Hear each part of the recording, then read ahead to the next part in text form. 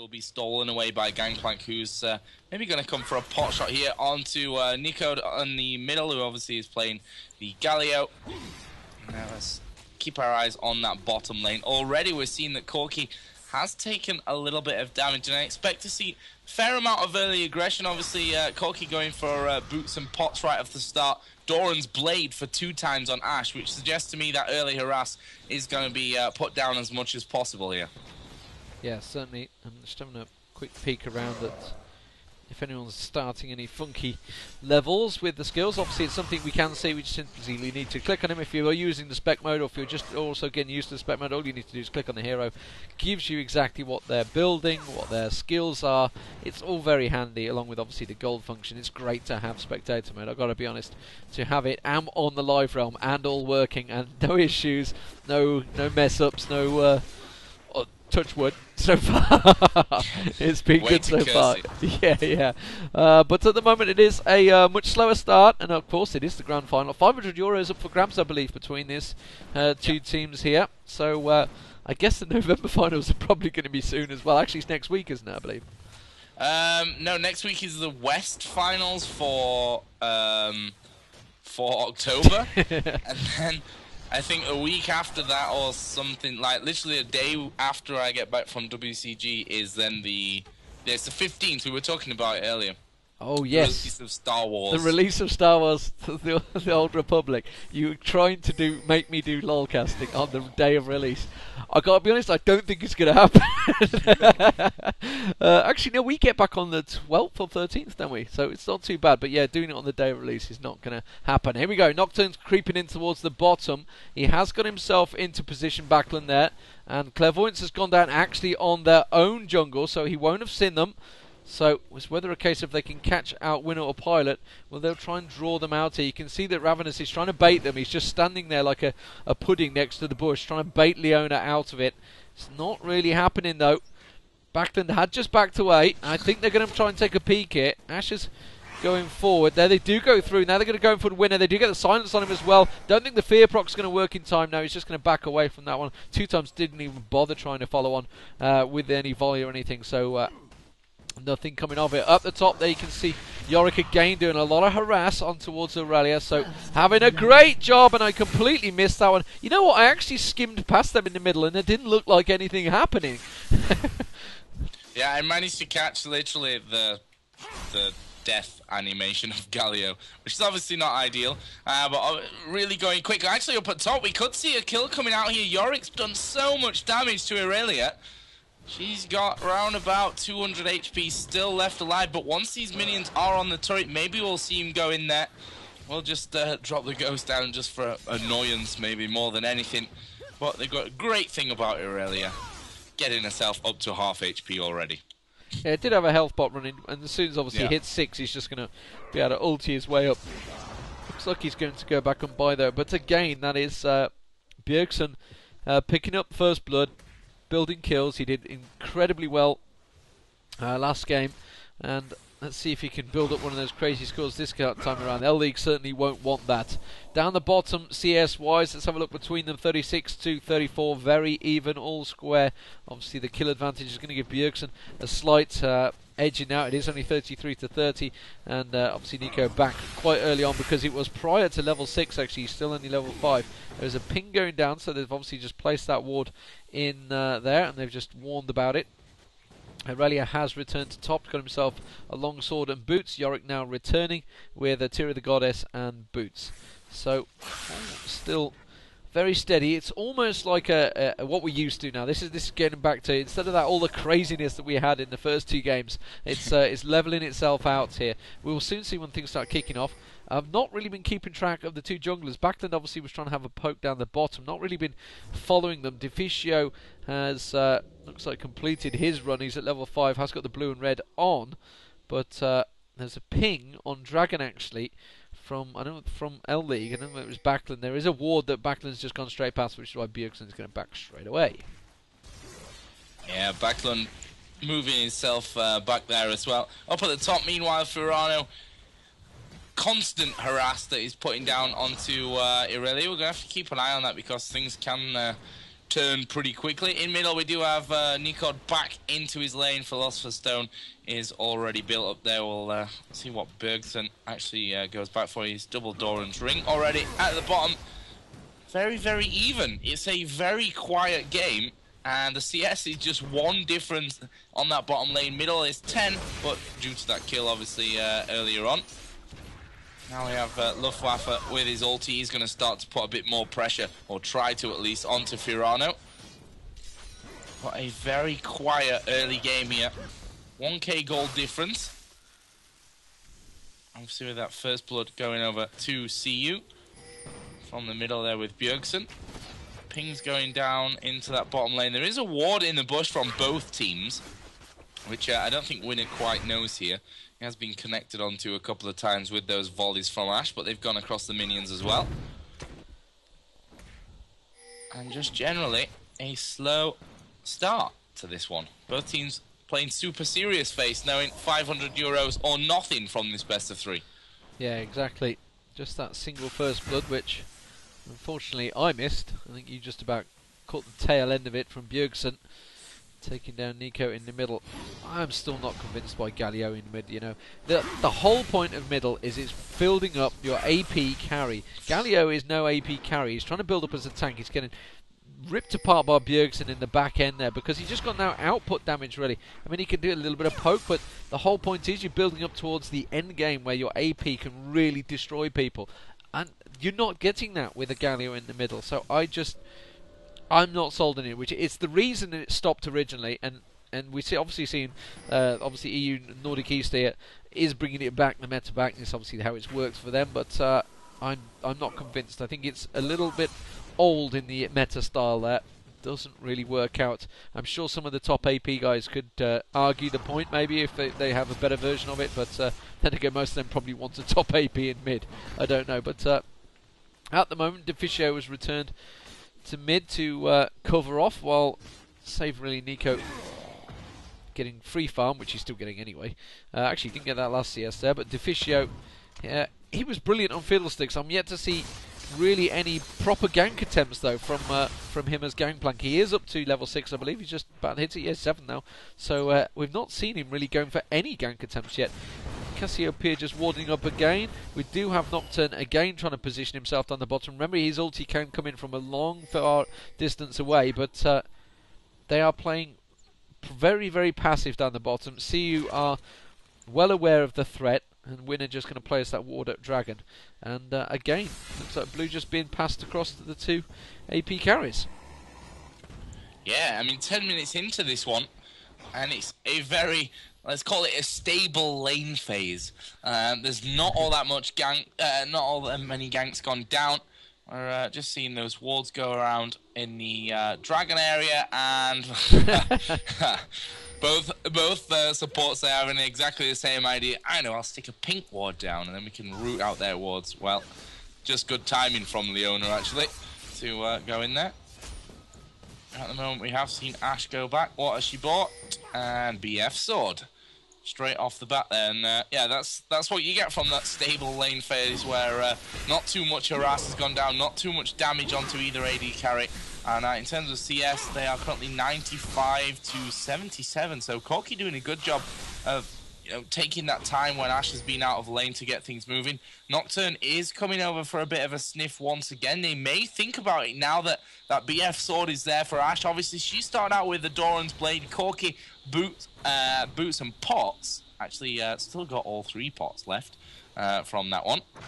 But there is this ward down in this top bush, which is going to stop anything really from Nocturne getting in too close off the start. Obviously, as you mentioned earlier, that ulti makes it somewhat different. Ash also is, of course, at ulti level, so Arrow followed by Nocturne is something that we could see. And CU, they're aware of that. They're playing it defensively. They're sticking back up at top. We don't even need to talk about it. They're just beating each other's faces off. And, well, stable is the word I'm going to use for this one. I don't like the word boring. I'm going to use the word stable. I hate to see this. The AD carry, he's actually caught on towards Ravenous there. Nocturne is still around there, but they have taken down Ravenous quite low, but now it's going to be surely Winner going to be going down. Deficio does come in. It's all too late. The teleport coming in as well. Just as you switch across, Joe, I'm going to take all the glory for this one because Deficio goes down as well, and Violet What I was actually about to say, though, as Firano does teleport in, manages to get one down. They're trying to finish it off. But you know what? Pilot should have gone back ages ago. He's got 3k gold on him. He's got absolutely no damage. He could have turned that fight massively there if he'd have been back and got a BF sword, got a bit of boots, got a bit of Berserker Greaves, Doran's, anything. Sitting on 3k gold offers absolutely nothing for your team in that team fight with a pair of boots. You just did no damage at all. And 2-2 was the kills. Definitely could have turned it for CU. Why he's not gone back earlier is beyond me. It's one of the worst things I feel that they can do if they can just sit on a massive chunk of gold. 12 minutes in, LD could actually possibly go for Dragon here, but I don't think they're going to. No, they've all backed off. And Firano really, if it wasn't Firano coming down there, that would have easily been a 2-1 fight easily. L-League were looking very strong. Bjergsen, though, is manhandling Nico in the middle here. He's becoming a problem, and has been left to free farm for quite a while there as well. So 105 CF to 94, has got himself a blasting wand already, double Dorans, possibly thinking about going towards backline there, but it is going to back away. And Aurelia now back up top, so Dragon is being pulled. Joe, I'm not sure if this is the right time for it, but they are going to get it. They're going back. Yeah, they've completely backed away from that one, back in towards that blue buff. I mean, it was a 4v5 fight, and that was the problem for L-League. They weren't convinced whatsoever about going in for that one. But it was a great read as well from CU. You know, they've seen this Aurelia push in this top lane. They've got this ward down in blue, so they know they'd started it off. And they thought, well, 5v4, they'd be stupid to take this fight now. And L-League called it right, in my opinion, to back themselves away. Here we've got Bjergsen just going up there to clear this top lane out. In the meantime, Gangplank is watching that middle area. And yeah, down on the bottom, it leaves us with a 2-0 Ashe and a 0-0-1 Corki, which, as you mentioned, sitting on all that gold, not all that great. And you can see, if you look at him now, what he's got, that's a ridiculous amount of damage that he could have had earlier on. Yeah, and it definitely could have. I mean, it's only 1650 for a BF sword now, so, you know, he had that gold probably 5 minutes prior to that actual fight happening, so it really could have offered a lot more in there.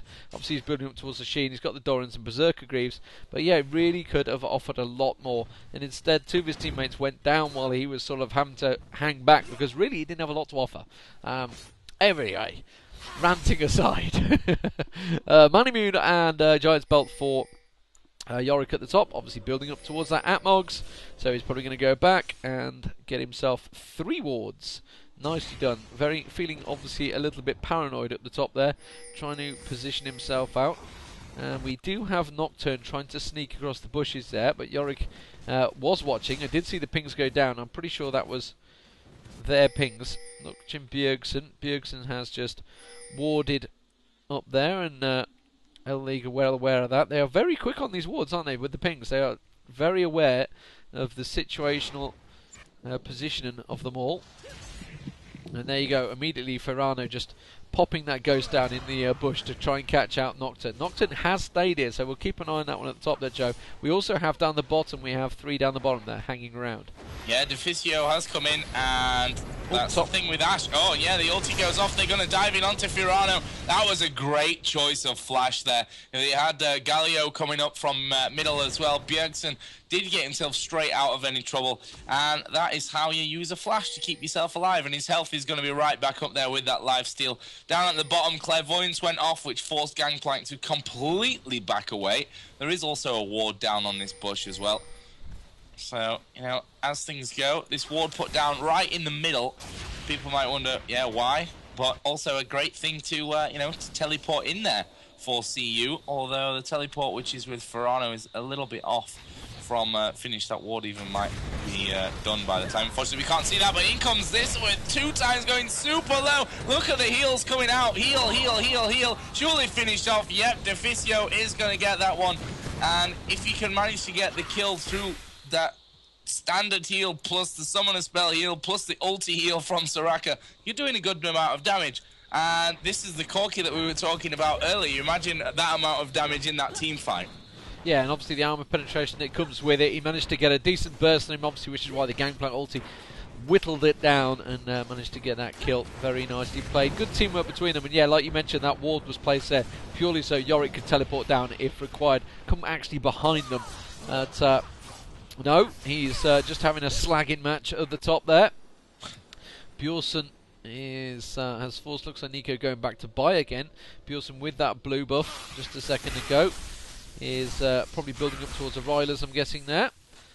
What has Galio been back to buy? A Catalyst of the Protector, so lots of mana currently for him. Nocturne. See, neither of these really have had much success in the ganking, have they? We're not seeing any jungler ganking at all. Whereas that was really the what drove the first few matches. All the ganking that was coming out from those junglers. Shaco, especially in the first game, was here, there, and everywhere. Looking across at the CS down the bottom, 123 for Ashe and 144 for Corki. So Corki's starting to develop a lead there. Obviously, Ashe has got 2 kills though, which is going to help him out, building towards that Infinity Edge. Very nearly complete now.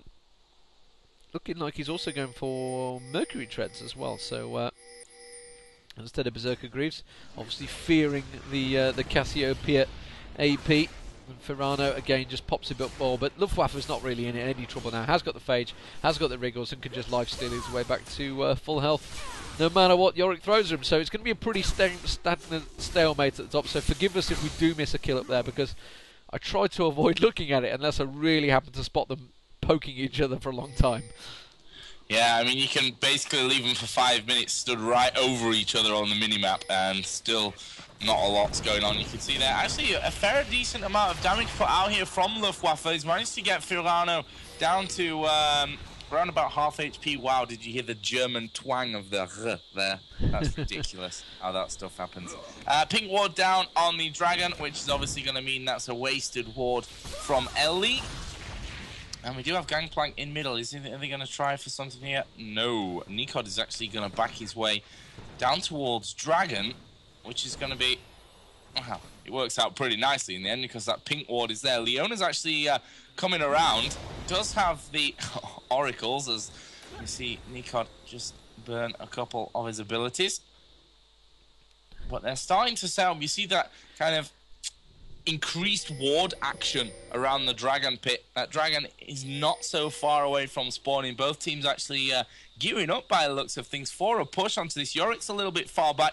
Corki's actually in the lane at the moment, so if they were to push for it now, it wouldn't be so bad, although they've got wards there in the Dragon pit, so they're going to be able to tell Corki to get himself up here in position when they need it. But both teams playing so very passively, very carefully, want that positioning to be right on the mark, and so far neither of them have found the opportunity to dive in there and go for anything.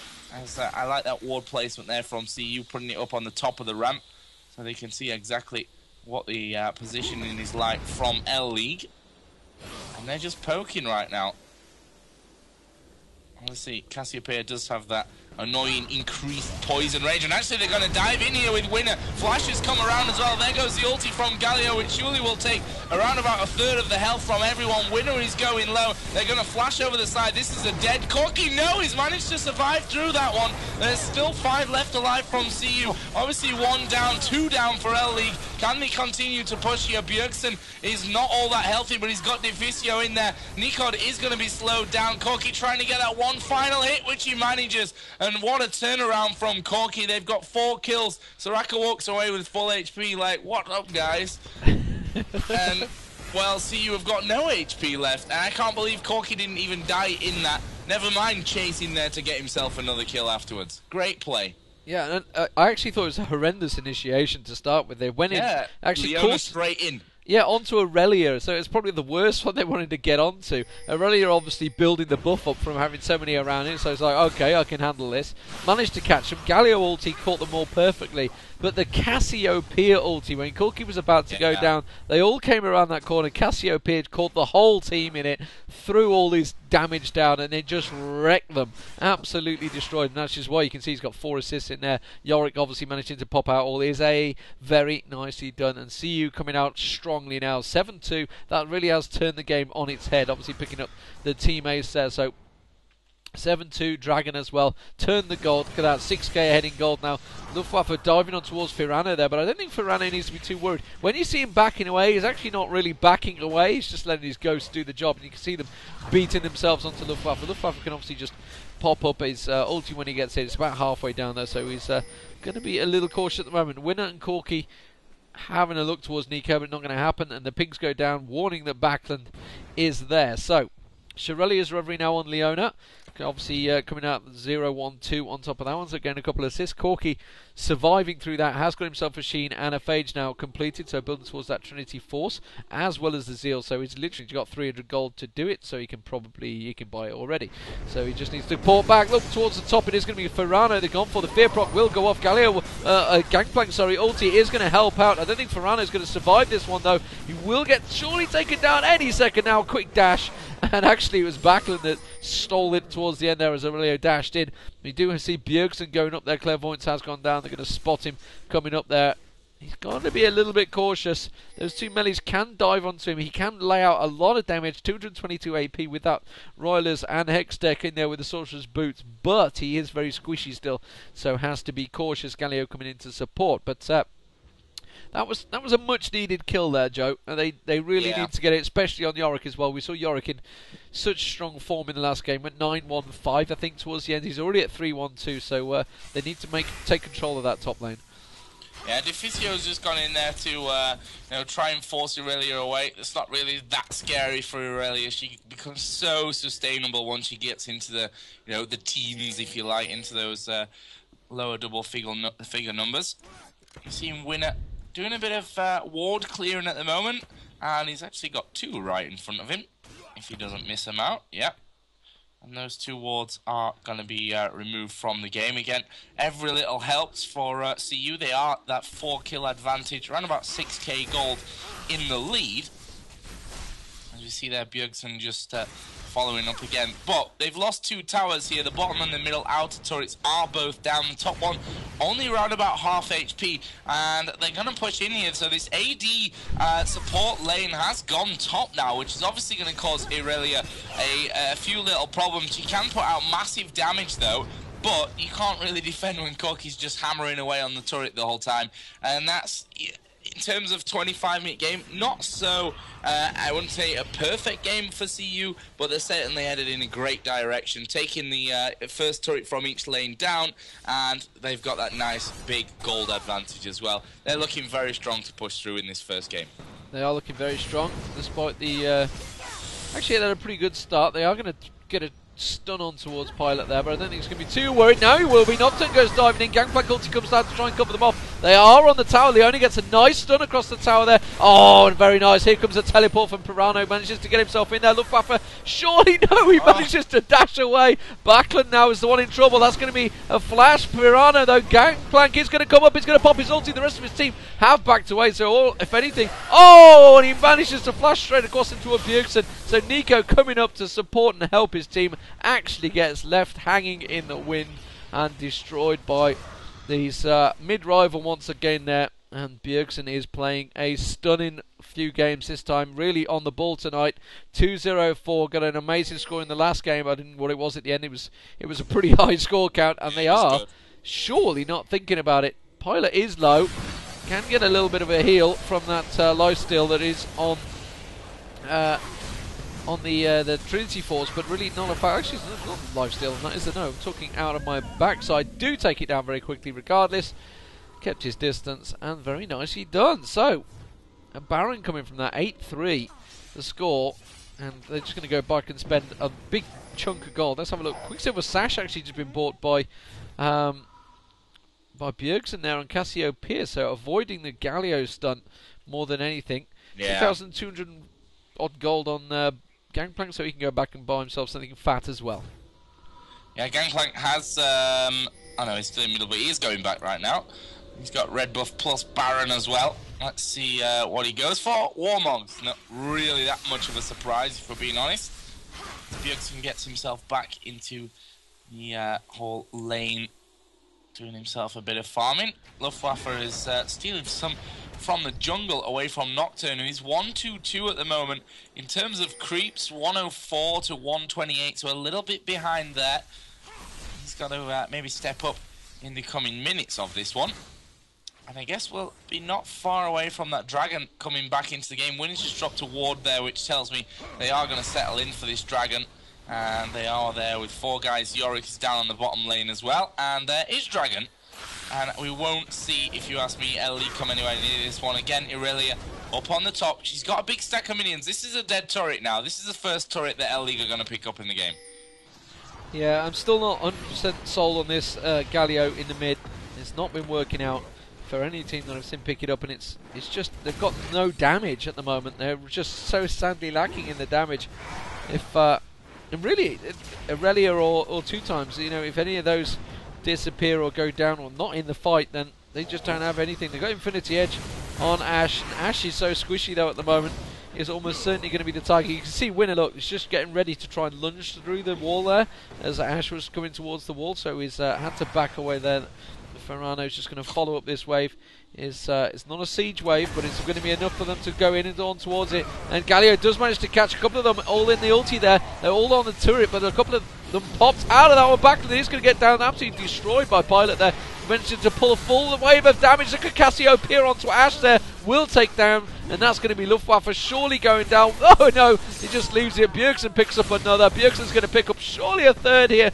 Nico is just about hanging on, but he's going to get away and get on towards the fountain. But that's got to be... Are they going to go for the turret? They don't really have the wave. There he goes. Now they're going to have the wave. And they'll take a turret down and possibly the inhibitor to follow. Nico is going to come in and try and poke someone away, but they cannot stop. 4 people taking a turret. 11-3 the score. CU looking incredibly strong. And just to cover up my mistake back there, he's actually got Doran's Blade. I wondered why he was live-stealing up there on Corki. I wondered where his health was coming back. I actually have a mouse over the top of the Doran's Blade, so completely confusing myself.